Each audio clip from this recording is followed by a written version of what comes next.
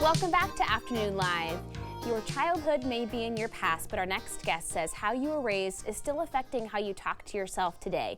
Here to explain, we welcome the author of the book, The New Rules of Engagement, neuropsychologist Dr. Judy Ho. Thank you so much for joining us today. I think we're having some trouble hearing you. Let me make sure that our connection is okay. Can you hear me all right? I can. Thank you so much for having me on today, Hannah. There you are. We've done it. Okay, so let's talk about these attachment styles that really begin so early in our life, even as infants. Yes. So attachment at its most basic level is that crucial bond you have with your primary caregivers, those people who are most set to take care of you and meet your needs when you're a baby. We're all born into this world basically helpless. And that's why these important first relationships set the foundation for what we believe about ourselves and even how we think about ourselves and how we relate to everybody around us. And that really relates to how we talk to ourselves internally as adults. And there was some recent data showing, we have thousands and thousands of thoughts a day, and most of us have a lot of really negative ones. Yes, absolutely. So depending on which research study you've looked at, it's anywhere between 60 to 80% of our thoughts in a day are negative in nature. And most people have tens of thousands of thoughts a day, out of which about 6 to 7,000 of those are chains of thought. So it's essentially when you start to get into a negative loop, you can have thousands of these negative loop chains about specific topics or specific components of your life that's going on. So you've got 4 different attachment styles, all quite different, but you can see maybe some connections between certain of them. And if folks don't really know what their attachment style might be, you've got a quiz that breaks it down in your book just right off the bat to have a place to start from.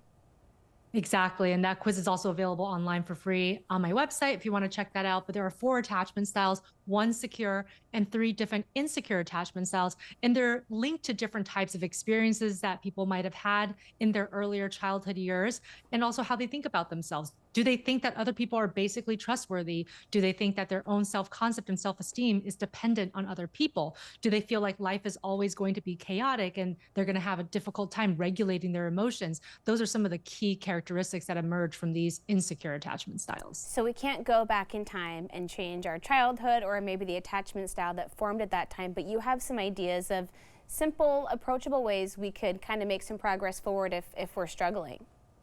Exactly. So first of all, just know that negative thoughts is quintessential to the human experience. We all do it because it comes from a foundation of survival.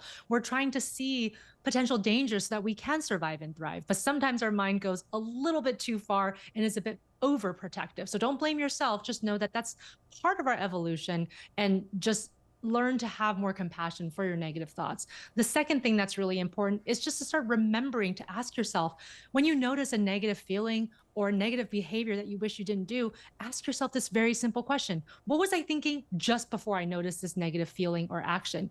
And pretty soon you're going to start to know that these are the same patterns that keep emerging, that your thoughts have certain types of categories or patterns that you keep going back to. And that's where you can actually start challenging your thoughts. Are these thoughts even true? What's the evidence for and against? Is there a more balanced thought I can have instead? And even if I am having a negative thought, what's something that I really value today? One of my top values, and what's something small that I can do to move in that value direction, even if I'm struggling with negative thoughts. There you go, baby steps, one thing at a time. And do you think that there are modern pressures? I think about social media and all the technology that we have access to. Does that kind of complicate our self-talk sometimes and maybe push us in the wrong direction if we're not being careful with what we're consuming? Oh, absolutely. And this is because when you fill your mind with certain ideas about perhaps how you might not measure up to someone else's highlight reel, it can cause you to feel bad about yourself. It can cause you to feel embarrassed. It might make you want to isolate yourself from others because you don't want to have to talk about your life and think that it might be less important or less interesting than someone else's.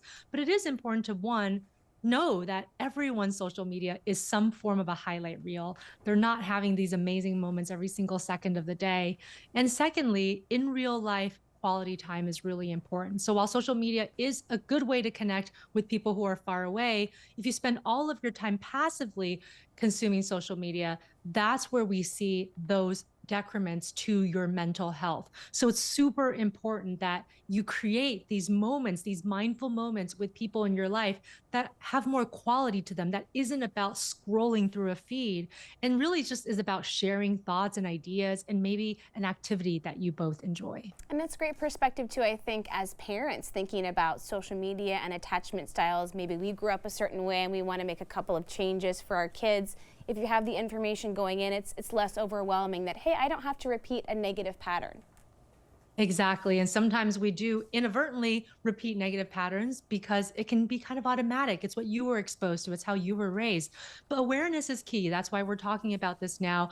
And in terms of parenting, what children need most from you and from most parents, what they need is that you're just there with them. You don't have to have all the answers. Sometimes we feel like we have to, but we don't. We don't need to have all the answers, but we just need to be able to sit with our child, notice what they're experiencing, let them know that it's okay, and also show them your own feelings. Say, hey, sometimes I feel stressed out, I feel anxious, but it's not your job to take care of me. I'm trying to work on it. And here are some things that I've worked on that help me cope. Maybe some of these ideas could be helpful to you. I think it's okay to dialogue with your children. Let them know that you have your weaknesses as well without making that their problem. They need to see the real you. Yeah, we're all doing our best, and it's great to acknowledge that. Thank you so much for spending some time with us today. Thank you so much, Hannah. Of course, the book again is The New Rules of Attachment. We'll have more information on our website at katu.com.